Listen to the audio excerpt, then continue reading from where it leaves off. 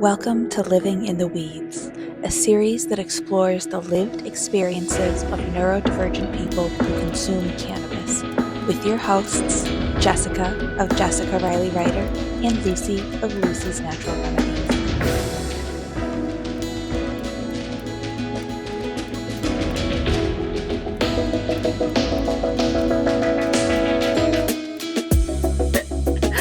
Hi, Jessica. Hello, Lucy. It is so nice to see you again. It's so nice to see you too. I'm so excited that we got this accomplished. I don't know about you, but when this first started off, I was like, this is just an ADHD brain dream that I've got going on here. Maybe it'll happen, maybe it won't. But look at us. Here we are, how many episodes later? And there's Who would have thought? such great content too. Such great content. What was your favorite part of this whole endeavor? I know It's nice that we've had some distance from recording most of the episodes when we're sitting down to record this one, because if we had just come off of like a 3-week sprint of recording all of these, I think my brain would be mush. I really needed some time for everything that we talked about with all of these guests to percolate in. It's some heavy stuff. It's some scientifically complex stuff. You know, this is not surface level information. This is really digging into the nitty gritty. So I think the thing that was most interesting to me was something that was confirmed by our last guest, Simi Byrne, PharmD, but it was something that had come up time and time again when we talked to people. And it's that your environment has a direct impact on your endocannabinoid system. And this is especially true for when you're growing up, and the type of environment that you grow up into can impact your endocannabinoid system for the rest of your life. And you really see that in the strains that people react to and how they react to them. That really stuck out to me. I thought that was really interesting. What about you?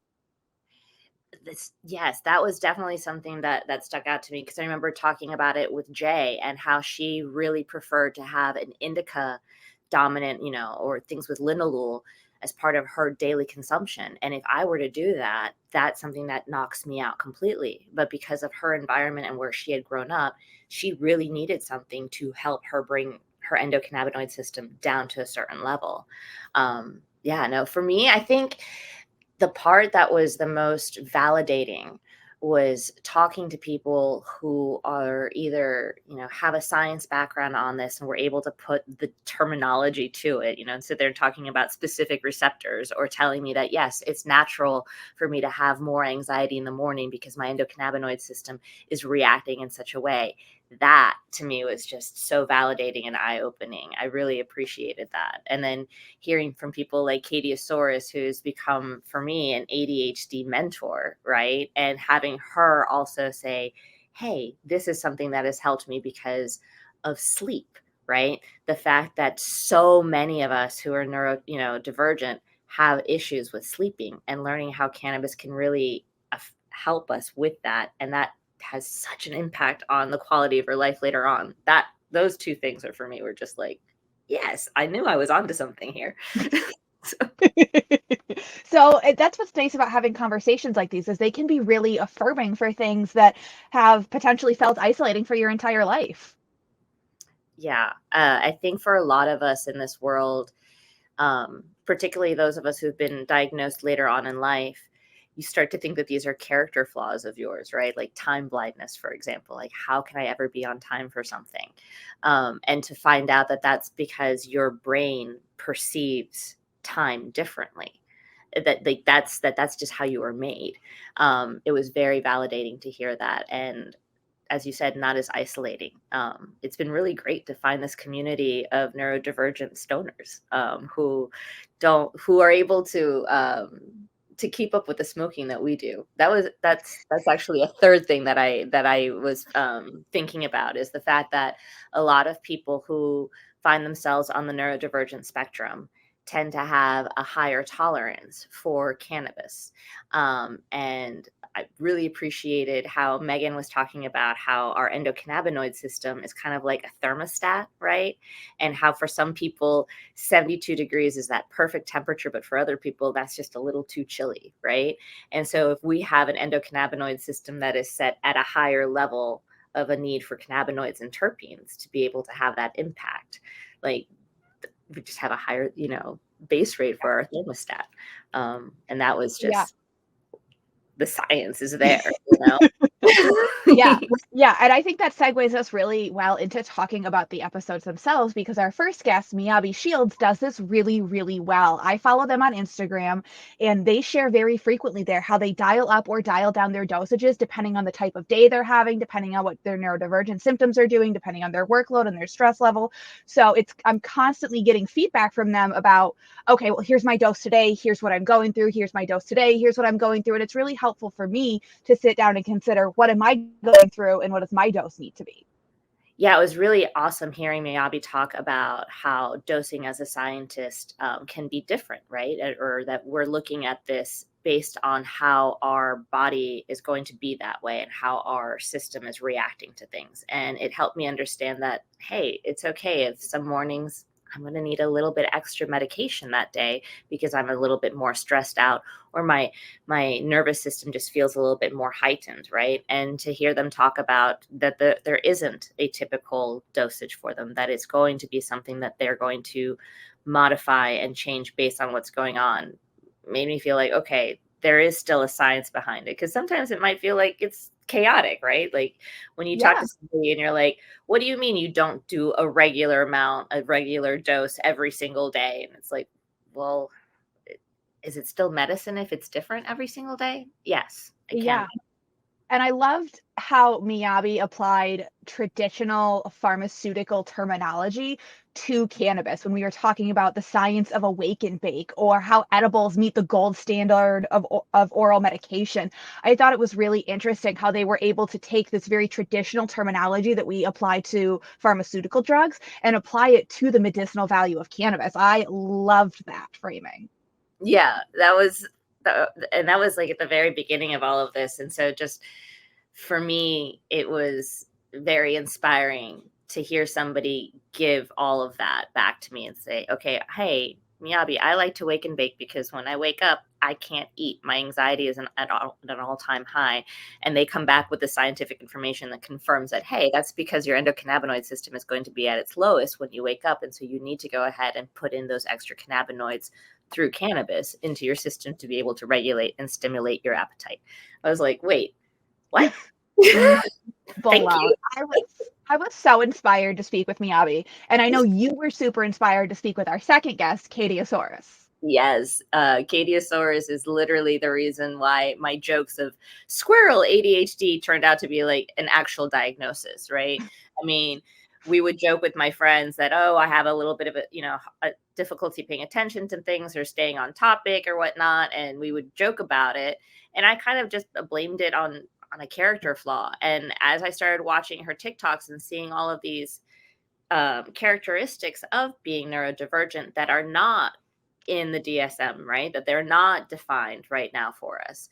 For example, rejection sensitivity dysphoria. Like for me, I'm often finding myself thinking that there's a rejection or perceiving a rejection that is either real or is not there, right? Or exaggerating it to a point. And cannabis would help me in terms of a social lubricant, right? To go out there and to say the quirky thing, to say the dumb thing and be okay with it, right? And realize that, hey, maybe it wasn't that dumb. And so talking to after watching all of her TikToks and realizing, hey, I have ADHD, hey, I might be on the spectrum, and then being able to talk to her and hear her personal experiences of using cannabis and being able to help I don't want to say mitigate or alleviate because that often gives such a negative connotation, but just kind of make things a lot easier for me in my life by using cannabis was amazing. I really enjoyed that. Yeah. Yeah, I thought she did a really good job of taking these very common neurotypical problems like rumination and thought spirals and social anxiety and overstimulation and framing them through how cannabis may be able to help. It may not, it's strain dependent, and we talked about that too, but it may be able to help you. Yeah. The other part that I thought was really great was when we started talking about sex and intimacy, because Oh, for neurodivergence, that is something that is kind of an issue, right? Like it's hard sometimes to stay in the moment. It's it's hard. hard to stay in your head. Oh, it is so hard. Yeah. And so that's something that she specializes in aside from, being a guru of ADHD and all of that. So it was really awesome to see that there were ways that cannabis can help us who are neurodivergent kind of stay in the moment when it comes to that. So it was really kind of cool and unexpected, to be quite honest. I was like, wait, we're talking about sex now? How did that happen? It's just what happens when you open the door with neurodivergence and weed. You get to go to all of these other topics that you're like, how is this connected? And then you dive into it and you're like, it's all interconnected, and you got to put on like your little tinfoil hat. Yeah. Oh, I remember though talking about with Jay, she really kind of, what I liked about the conversation with Jay is that she was also diagnosed later on in life, and it was while she was trying to figure out what was going on with her son, right? Mm-hmm. And again, it was those subtle ways that ADHD had presented to her as a child, and she would joke, am I a Gemini or do I have ADHD, right? And it's like that in and of itself, I thought was a really interesting conversation of figuring out, is this our personality? Is this just a characteristic that other people share with me? And where can I use cannabis to be able to fit in better, if for lack of a better term? I think her story highlighted so well the reasons that women get overlooked when you're talking about neurodivergence, especially in ADHD, because how it presented in her son was enough for her to say, hey, maybe he has ADHD. And then she sat down with I forget if it was a therapist or a psychiatrist, and they started talking about it. And she's like, wait a second, maybe he gets it from me. Right. And it's so easy for women, especially young girls who are not disruptive, who do not speak out of turn in social settings or have, so much energy they can't sit still. All of that is internal for them. So it speaks really well to why so many women slip through the cracks and don't get diagnosed until they're later in life. I loved how she took all of that, that people look at ADHD in people who are assigned male at birth, and they're like, they see the hyperactivity, like the physical hyperactivity. And a lot of what happens with people who are assigned female at birth is that hyperactivity is inside of their brain, right? And she ended up using cannabis as a creative tool, right, to take all of those thoughts in her head and turn it into art. And how beautiful is that, right? Like, to be able to use this, like, she called it her superpower, right? To have all of this, and that the cannabis just kind of created a thread, for lack of a better term, and just weaved it all together for her. I thought that was magnificent. Yeah, it makes me curious about the gender divide in hyperactive ADHD diagnoses versus inattentive ADHD diagnoses. Yes. Yeah. It would be interesting now that we're learning more about how estrogen has such a play in mood and whatnot, and how it affects neurodivergence a lot. I mean, for people who are assigned female at birth, when you hit perimenopause and menopause, a lot of neurodivergent characteristics start to come out that weren't there before. Yes, and this is also true when you hit puberty and pre-puberty, because menopause is not the first time in your life that this changes. For a lot of women, when they start going through pre-puberty, it's when a lot of these symptoms start to manifest that weren't there before, particularly the anxiety. Yeah, exactly. Off topic, Emma Stone, I think it was saying that she considers anxiety to be a benefit because it gets her out of bed and it gets her going. I was like, well, that's one way of flipping the script. The anxiety. Spoken like a financially secure woman. Yes. I would not call anxiety a benefit, but I also don't have a couple $100,000 in the bank like I assume she does. Touche. Like, oh, that sounds a little privileged, but okay. Just a little bit. I was trying to do like some kind of like Jedi mind trick on myself. I was like, she's right. That's right. Okay, this will get me out of bed. Maybe not. And instead, maybe it will, but maybe it will paralyze me in this bed under these sheets, just contemplating everything that I'm not getting done by laying here. Yeah. That's exactly what actually happened. Executive dysfunction took over. So yeah. She must just have like light anxiety. That's dismissive. I don't know, but it is. She does speak from a very privileged position. So yeah. Oh gosh. So, Our next guest, Tisha, we dove into edibles, which is something we had touched on a little bit before and after. But I have to tell you, my favorite part of talking with Tisha is she was telling us about all these incredible ways that she infuses, what she uses, her Levo machine, butter, ghee, savory sauces, all of these terpenes and cannabinoids. And you told a story about infusing an entire or raw ounce of weed into a pan of brownies. that's how it was done. Okay. It's not like I didn't come up with the recipe. It wasn't me. And maybe that's why I don't like edibles, but for some of us, it's a world away. You're like, you did what? You ate sticks? That doesn't sound good. stems, a couple of seeds might have popped in there here and there by accident. You pick them out. Suffering for the high. We didn't have anything like sophisticated back then. I remember the first time I found out about weed butter, I was like, why did anybody ever not do it this way? But if you don't like edibles, following Tisha on Instagram, girly with a side of cannabis, she'll make you like edibles because there is nothing that woman can't do with weed in the kitchen. This is very true. I also appreciated the fact that she tests all of her products, that she has her own ability, the own testing net. So that, what more could you want? There's no guessing at the milligrams that you're taking there, which really, when it comes to edibles, unless you're trying to go to sleep, you should try to know how many milligrams are in your edibles. If you're going to sleep, you're trying to pass. Yeah. No, it's not. No. It's not the way to go, but definitely go check out, and we should put in the notes here her Levo code, because she's got a discount for you all, so that way you can. True, she does. The Levo oil machine is pretty fantastic. I've heard good things. I've never personally used one, but I've heard a lot of good things about them. Yeah, I like it. Olga, she was amazing. That was a good conversation. I've really appreciated the fact that we talked about reading body cues with her. I thought that that's something that I know once I got diagnosed. I was like, oh, you mean powering through lunch and not eating is not a sign of a successful entrepreneur? It's a sign of a person who's neurodivergent that's going to burn out? Okay. Noted, right? That was something that I thought was really interesting, and especially also her use of tinctures, I thought was really.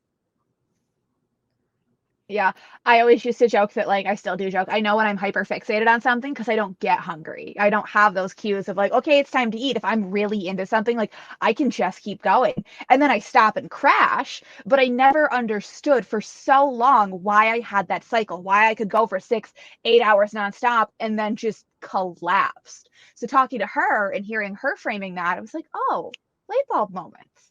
I also loved in this episode that we talked about hyperfixation on food, because that was something that I did not have language for a really long time. When you read this research on cravings and diets and changing your eating habits, the research says that cravings don't last very long, 20 minutes to a few hours. But when I crave something, I crave it for days.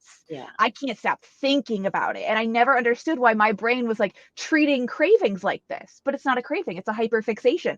So when she said that, I was like, oh, that is so incredibly validating. And it's definitely about hyperfixating. And I think for me, I don't know if it's because once I end up having had that hyperfixation food for such an amount of time, and I go and I buy it in bulk, because I'm like, okay, it's been a safe food. I've been eating it good. It's lasting a couple of weeks. I think I can go ahead and buy the bulk item. As soon as I buy it in bulk, it's like I'm no longer hyperfixated on it. It's because like my brain thinks, check, you will always have this. You never have to think about it again. And then it doesn't taste good. Like, and to hear that from another person who's who's a nurse, right? She's able to give the medical background behind this and say, yeah, that's actually, here's the language for you to be able to understand why all of a sudden you have a refrigerator full of Activia yogurt that you won't be able to eat anymore. Yes.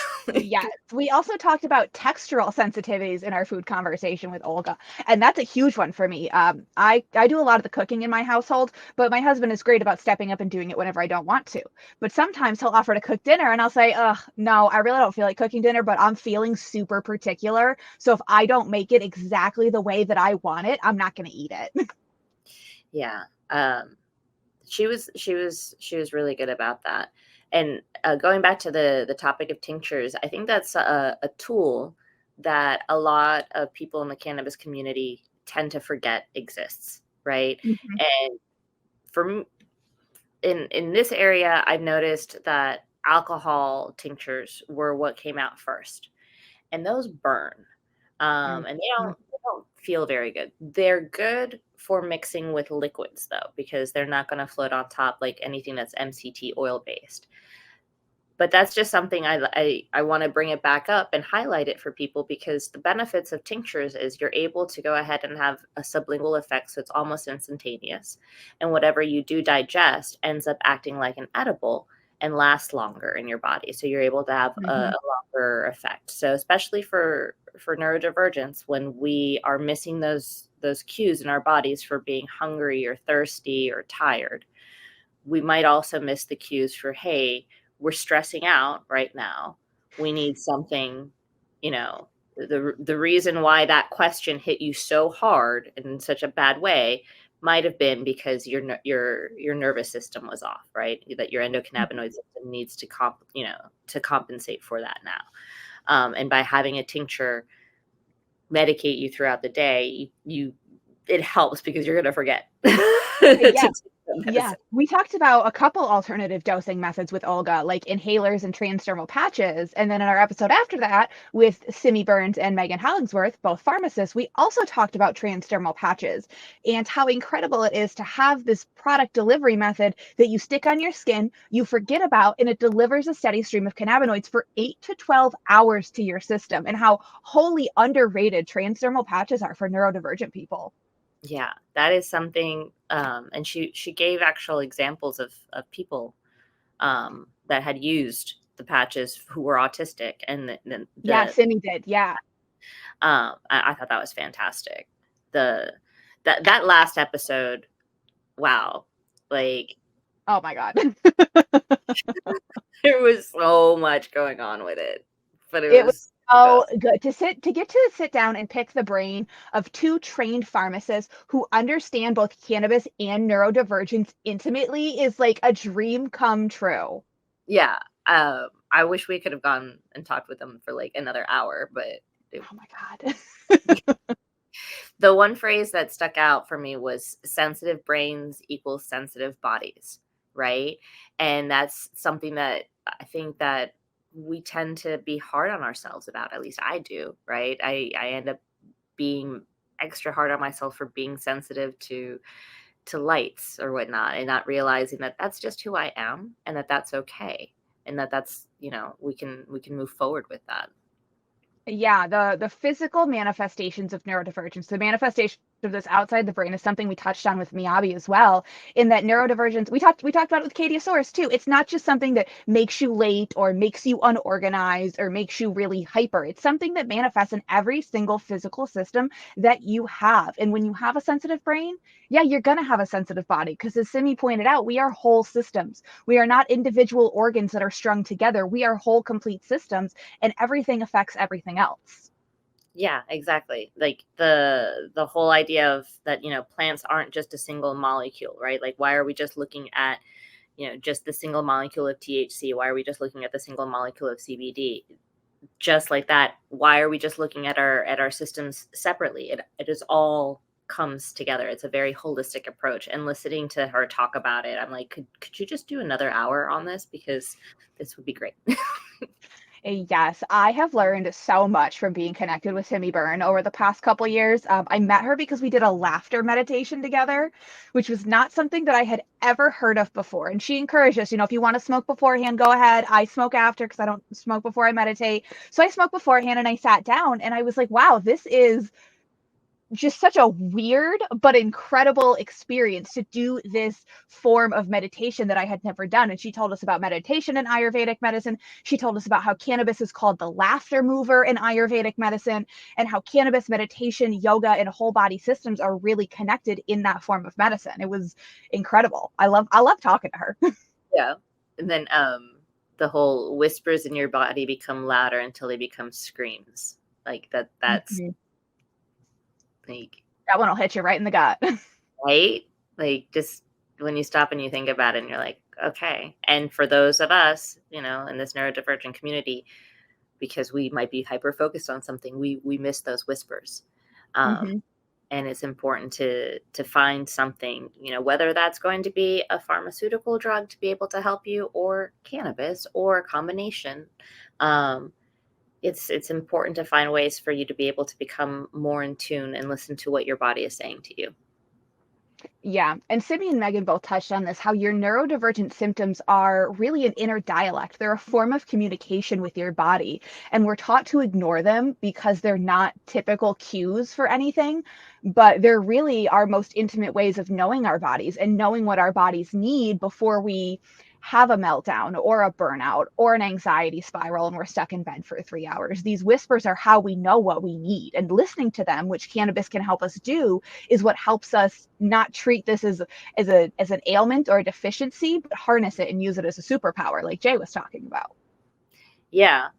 And how even just the act of sitting down and smoking a joint can be a meditative process, right? Because you are going through and you're regulating your breathing at that point in time, and you're more focused of how you're inhaling and how you are exhaling. And we encourage people to use that moment to kind of check in with themselves and say, okay, why is it that I'm smoking this joint right now? Is it because I need to create some kind of homeostasis in my endocannabinoid system? Am I feeling extra anxious? Am I looking to spark my creativity, to spark my appetite, because I've been focusing on something too long and I know I need to eat? There's just so many ways for us to be able to incorporate cannabis and meditation and improve the quality of life that way. Yeah, I would argue the meditation starts before you even light up, because you can't roll a joint while thinking about anything but rolling a joint, or you're going to get a crappy joint. You have to stay present in the moments. Yeah. I'm trying to think. And it's just such a wealth of tips and tricks that we've learned over these, 10 episodes? Yeah. And then, the final one, the leisure lifestyle, right? How this needs to be part of our approach to health, that being leisurely, to being relaxing, that isn't something that should be looked down upon. And it should definitely not be something that is only exclusive to people, at a higher socio-political level. That really hit me, because I am often feeling, either if it's because of my executive dysfunction or paralysis, where at times I feel guilty for taking that moment to meditate, for taking that moment to do the yoga, right? Because I'm like, oh no, I need to do X, Y, and Z instead. And how that using cannabis recreationally even should not be looked at as optional, that we need to begin to look at this as something as integral to living a healthy and balanced life. Yeah. I think the biggest thing that I took away from this series overall is that while you need to do your research, while you need to understand what it means to be neurodivergent, to have, whatever the diagnosis is that you have, we focused a lot on ADHD this season. You need to understand the research and how this affects you. You also need to understand yourself. And all of the research in the world is not going to give you the answers that understanding yourself is going to give you. And that means putting aside anything that you've been told is not normal or not helpful or weird or quirky or any other negative adjective. It's about sitting with you and figuring out, what does your sensitive brain and what does your sensitive body need? That's awesome. Yeah, I agree with you. I think I really appreciated doing all of these episodes with such intelligent individuals who you might not think have that much in common, right? If you look at each one of their biographies and look at where they come from, and it's like, okay, so they know about cannabis and they know about ADHD. And then to find out we had so many more other, what we considered unique experiences, to be something that was across the board. And I thought that was beautiful. Yeah, it speaks to the importance of having that community that can affirm your experiences, because a lot of us do not have, or did not have for a long time, circles that affirmed our experiences. Our experiences were what made us weird or different or separate. So finding people, particularly women, which we spoke mostly to women in this season, which was incredible, and somebody who was non-binary, it's so helpful because it just affirms all these things that you're like, oh, they're character flaws. Oh, it's just me. Oh, it's just this. No, it's not individual. It's actually not even that unique. And that's kind of helpful. Okay. I don't know if I have anything else to say. I mean, stay tuned for season 2. Do you want to talk a little bit about what we have for season 2, or just we can do like generic phrases like stay tuned for season 2? Or I mean, let's see. In season 1, we focused a lot on ADHD because I think it's what's most interesting to us personally. And as every neurodivergent person knows, if you're going to start a project, it better be personally interesting. But yes. As it has grown and evolved, we have had the door open to have more conversations with more neurodivergent people across a wider spectrum of diagnoses. And that's what we're going to be exploring in season 2, is not all of the different ways, so many of the different ways that neurodivergence can present and how cannabis can help people. Yeah, and we've been approached by a couple of people so far who are like, hey, I really enjoyed your series, but did you think about X, Y, and Z, or did you think about this? And it's like, we did, but we only had this much time, so would you like to come and talk to us? And they will. I think it's going to be really great. I'm looking forward to this conversation. I do too. I think that there's still a lot to be learned here. There's a lot of conversations to be had. It is, by all measures, a pretty niche interest area. You got to care about cannabis, you got to care about neurodivergence, and then you smush them together. But it's a bigger subsect of the population than you might think it is. And this information could be really helpful to a lot of people. Yeah. Thank you, Jessica, for all of this. This has been amazing. This has been fantastic. I'm so glad we started this project, and I can't wait to watch it expand. Thanks for joining us for an episode of Living in the Weeds. That's all that we have for today. If you enjoyed this podcast, please subscribe to support the channel, and we'll see you next time.